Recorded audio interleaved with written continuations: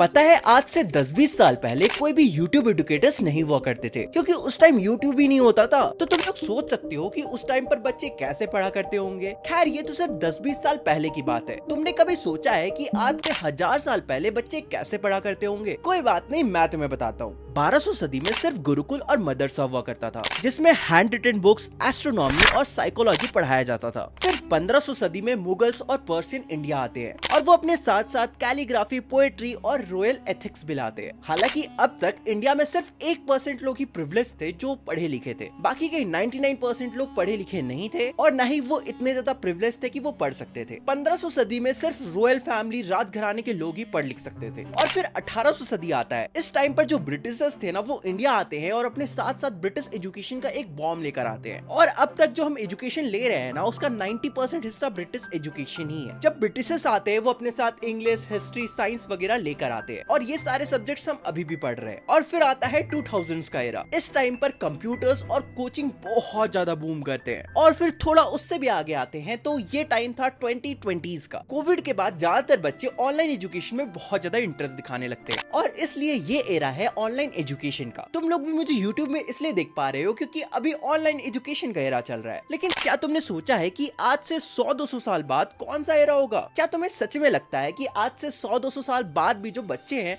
वो ऐसे ही पढ़ेंगे जैसे तुम लोग पढ़ रहे हो? मुझे तो ऐसा बिल्कुल भी नहीं लगता। तो ये जो आज हम कहानी पढ़ने वाले हैं ना, ये इसी चीज के ऊपर है। तो इस बुक में हम जो स्टोरी पढ़ेंगे ना, वो चल रहा है 2157 का टाइम। जैसे तुम ये जो वीडियो देख रहे होगे ना, तो अभी 2026, 27, 28 चल रहा होगा। लेकिन ये जो स्टोरी लिखा गया है ना, ये लिखा गया है 2157 में, यानी कि आज से करीब 130 साल बाद की कहानी है। इस वक्त जो बच्चे थे ना, वो बुक से नहीं बल्कि सिर्फ कंप्यूटर से पढ़ते थे। इस वक्त तक बुक का एग्जिस्टेंस बिल्कुल खत्म हो गया था। और इवन इस वक्त जो टीचर्स थे ना, वो भी इंसान नहीं थे। इस वक्त जो टीचर्स थे वो एक तरह के रोबोट होते थे और इन टीचर्स वाले रोबोट को इस स्टोरी में मैकेनिकल टीचर करके बुलाया गया है। और पता है 2157 में कोई फिजिकल क्लासरूम नहीं होता था। उस टाइम पर वर्चुअल क्लासरूम होता था। यानी कि आज के टाइम में तुम जैसे स्कूल जाकर बैठ के पढ़ाई करते हो ना, उस टाइम पर ऐसा नहीं होता था। स्कूल तो तब भी होते थे, लेकिन उस टाइम पर जो बच्चे थे ना, वो घर बैठे बैठे स्कूल अटेंड कर सकते थे, यानी कि उनके घर में ही स्कूल होता था। ये सब चीज जानने में तुम्हें बहुत ज्यादा इंटरेस्ट आ रहा होगा, तो चलो डिटेल में पढ़ते हैं। तो सबसे पहले देखो, इस पूरे चैप्टर में 5 मेजर कैरेक्टर्स हैं, तो चलो सबके बारे में अच्छे से जान लेते हैं। हाय, मैं हूँ मार्गी। इस स्टोरी की मैं मेन कैरेक्टर हूँ और मैं बस 11 साल की हूँ।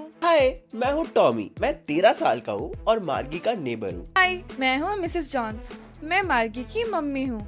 हाय, मैं हूँ मैकेनिकल टीचर। मैं वो चीज हूँ जिसे फ्यूचर के लोग स्कूल के जगह पर यूज करते हैं। मैं फ्यूचर में बच्चों को पढ़ाता हूँ और उनका टेस्ट कंडक्ट करता हूँ। और जिस वक्त पे मैं रहता हूँ ना, उस वक्त कोई भी फिजिकल स्कूल प्रेजेंट नहीं है। दुनिया जमाने के सभी बच्चे सब मुझसे ही पढ़ते हैं और मेरे जैसे उस टाइम पर करोड़ों रोबोट्स हैं। हर बच्चे के घर में एक मैकेनिकल रोबोट तो है ही है। हाय, मैं हूँ काउंटी इंस्पेक्टर और मैं मैकेनिकल टीचर को रिपेयर करता हूँ और इसलिए 2157 में हमारे प्रोफेशन को काउंटी इंस्पेक्टर का नाम दिया गया है। चलो, अगर तुम्हें समझ में नहीं आया तो इजी में समझाता हूँ। जैसे तुम्हारे टाइम में जो इंसानों को ठीक करते हैं उन्हें डॉक्टर बोलते हैं, जो इलेक्ट्रिकल प्रॉब्लम सॉल्व करते हैं उन्हें इलेक्ट्रिशियन बोलते हैं, जो वाटर प्रॉब्लम सॉल्व करते हैं उन्हें प्लम्बर बोलते हैं। उसी तरह से 2157 में जो मैकेनिकल टीचर को रिपेयर करते हैं, मैकेनिकल टीचर को ठीक करते हैं, उन्हें काउंटी इंस्पेक्टर बोलते हैं। एंड मैं भी उन काउंटी इंस्पेक्टर्स में से एक हूँ। मैं 2157 में बच्चों के मैकेनिकल टीचर को ठीक करता हूँ अगर उनमें प्रॉब्लम आ जाती है। तो देखो, ये स्टोरी कुछ ऐसे स्टार्ट होता है। जो मार्गी थी ना, उसे डायरी लिखना बहुत ज्यादा पसंद था, इसलिए एक रात 17 मई 2157 को वो डायरी में लिखती है कि आज टॉमी को एक असली का पेपर प्रिंटेड बुक मिला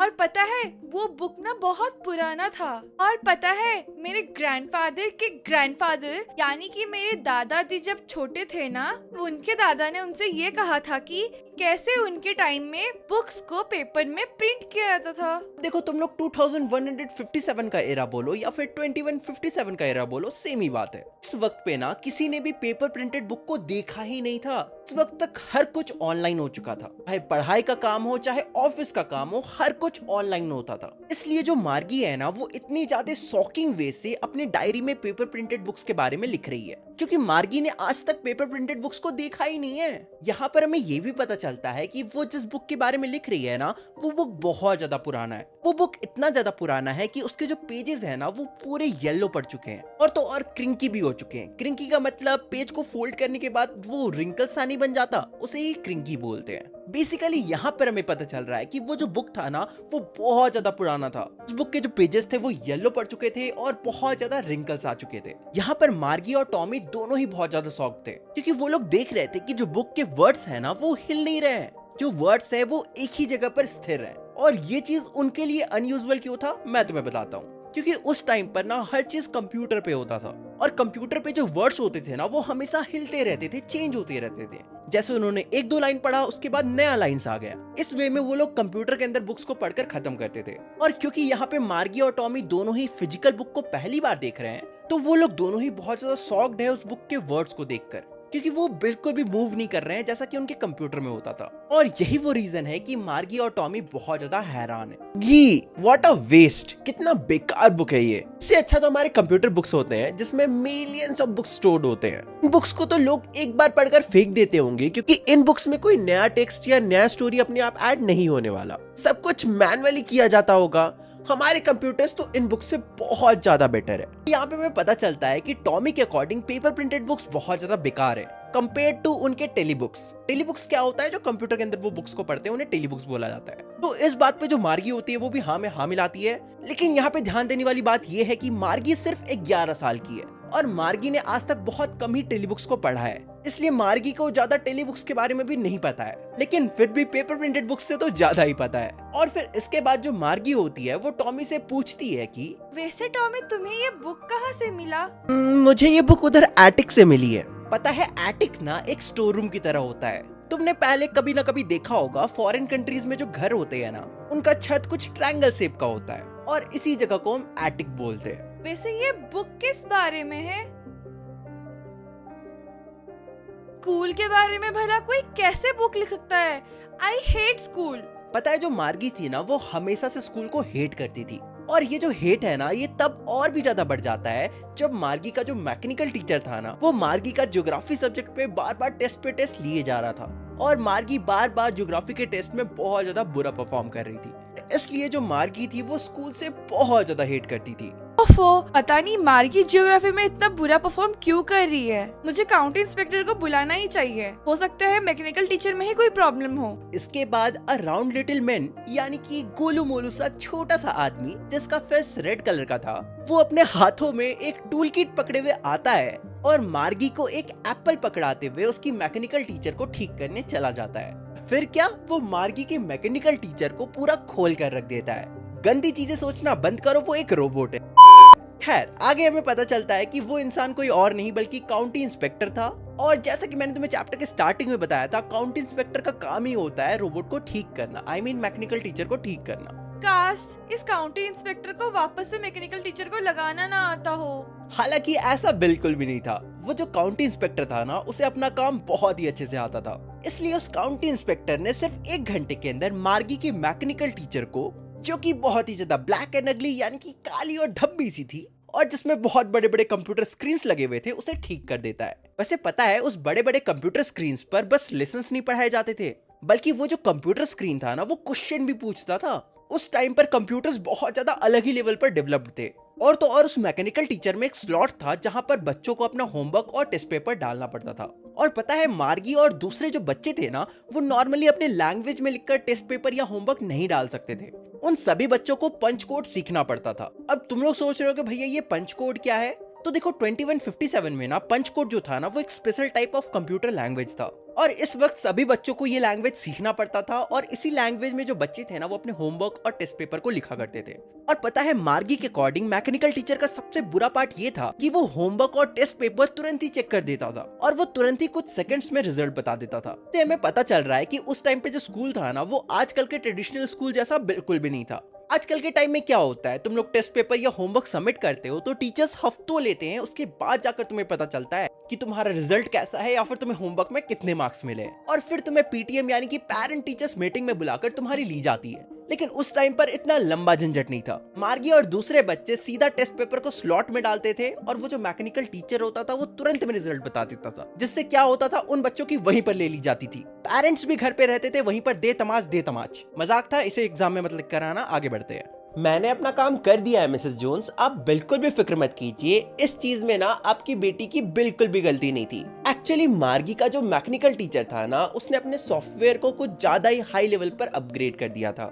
यही वो रीजन है कि जिस कारण से मार्गी बहुत ज्यादा बुरा परफॉर्म कर रही थी। और बिल्कुल भी फिक्र करने की जरूरत नहीं है, क्योंकि मैंने वापस से ज्योग्राफी सेक्शन को रीएडजस्ट कर दिया है। अब जो मैकेनिकल टीचर है ना, वो मार्गी के लेवल के क्वेश्चन ही पूछा करेगी। और जैसा कि मैं देख पा रहा हूँ ना, मार्गी का ओवरऑल परफॉर्मेंस काफी ज्यादा सेटिस्फैक्टरी है, तो आपको घबराने की बिल्कुल भी जरूरत नहीं है। सब ठीक हो जाएगा मार्गी। ऐसे ये सब देखकर मार्गी कुछ ज्यादा खुश नहीं थी, क्योंकि मार्गी ने एक्सपेक्ट किया था कि वो जो काउंटी इंस्पेक्टर है ना, वो उसके मैकेनिकल टीचर को लेकर जाएगा और 1-2 महीने बाद वापस आएगा, प्रॉपरली उसके मैकेनिकल टीचर को ठीक करने के बाद। जैसा कि एक बार टॉमी के मैकेनिकल टीचर के साथ भी हुआ था। टॉमी का मैकेनिकल टीचर का हिस्ट्री वाला जो सेक्शन था ना, वो पूरा ब्लैंक हो गया था। इसलिए काउंटी इंस्पेक्टर टॉमी के घर आता है और उसके मैकेनिकल टीचर को लेकर जाता है और फिर 2 महीने बाद वापस आता है। और इसलिए मार्गी को बहुत ज्यादा बुरा लगता है कि उसका मैकेनिकल टीचर इतना जल्दी ठीक हो गया। चलो ये सब छोड़ो, प्रेजेंट में आते हैं। इसलिए जो मार्गी होती है ना, वो टॉमी से बोलती है कि भला स्कूल के बारे में कौन ही लिख सकता है, स्कूल के बारे में इंटरेस्टिंग होता ही क्या है। एक वर्चुअल क्लासरूम होता है, एक मैकेनिकल टीचर होती है जो चपड़ चपड़ करते रहती है, हमें होमवर्क्स और टेस्ट पेपर उनके स्लॉट में डालना होता है। इतनी सी ही तो चीज होती है,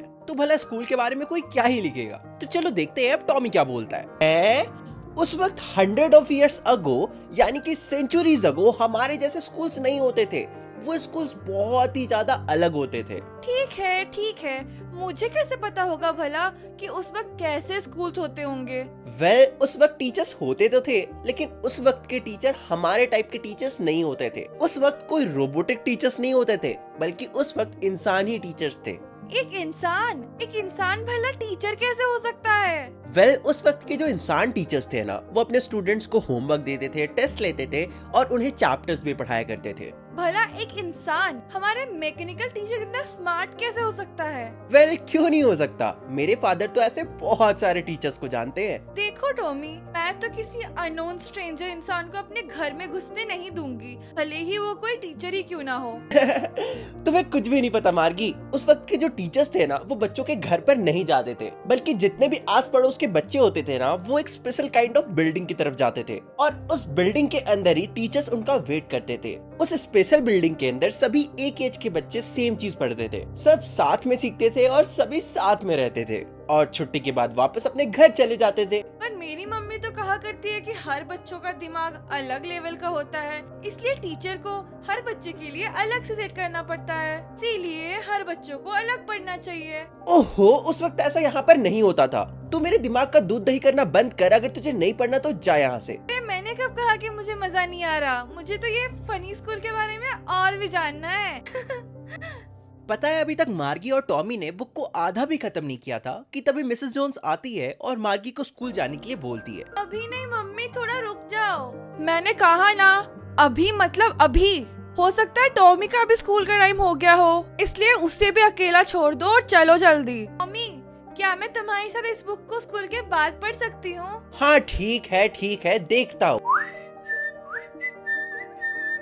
इसके बाद जो मार्गी होती है ना, वो अपने स्कूल चली जाती है, जो उसके बेडरूम के राइट साइड वाले रूम में था। और उस रूम में उसका जो मैकेनिकल टीचर था ना, वो हर दिन सेम टाइम पर उसका इंतजार करता था, सैटरडे और संडे को छोड़कर। यानी कि उस टाइम के जो बच्चे थे ना, वो सिर्फ मंडे टू फ्राइडे पढ़ते थे, सैटरडे संडे उनका छुट्टी होता था। आज हम अरिथमेटिक लेशन में एडिशन और प्रॉपर फ्रैक्शन सीखेंगे। तब तक आप अपना होमवर्क प्रॉपर स्लॉट में इंसर्ट कर दीजिए। इसके बाद मार्गी होमवर्क को स्लॉट में डालकर पुराने टाइम के स्कूल के बारे में सोचने लगती है। वो सोचती है कि कैसे पुराने टाइम में जो नेबर्स के बच्चे हुआ करते होंगे, वो साथ में स्कूल जाया करते होंगे, सभी बच्चे साथ मिलकर हंसते खेलते पढ़ा करते होंगे, और उस टाइम पर जो टीचर्स थे वो भी इंसान हुआ करते होंगे। और भी काफी कुछ मार्गी के दिमाग में चल रहा होता है। इस टाइम पे मार्गी की जो मैकेनिकल टीचर थी ना, वो 1/2 + 1/4 वगैरह को ऐड करना सिखा रही थी, लेकिन जो मार्गी थी वो अपने ही दुनिया में खोई हुई थी। यानी कि उस टाइम के बच्चे भी टीचर्स पे ध्यान नहीं देते थे, चाहे इंसानों वाला टीचर हो चाहे रोबोट वाला टीचर हो, फर्क नहीं पड़ता। टीचर पढ़ा रहा है, बच्चे अपनी दुनिया में खोए हुए। मार्गी उन पुराने दिनों के बारे में सोच रही थी और सोच रही थी